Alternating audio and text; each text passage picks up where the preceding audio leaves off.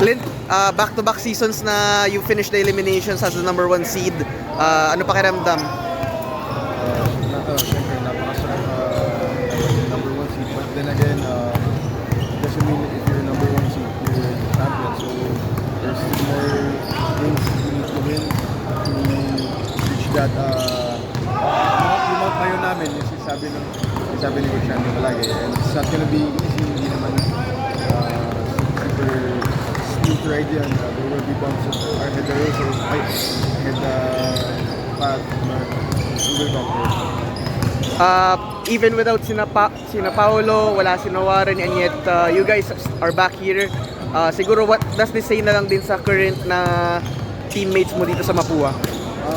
Feel ko yun yung ano namin, it's what the culture gives them, and sineset namin yung example na winning mindset every game kahit bago rookies, ibigyan namin sila ng kumpiyansa, tiwala, and syempre goes both ways din, especially for the coaches and the whole community.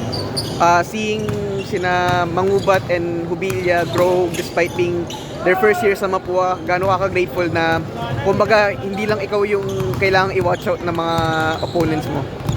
Siyempre, yun, binibigyan niya ako ng depth to our bench, and kung sino man, hindi lang ako yung mag-score, hindi lang si Director.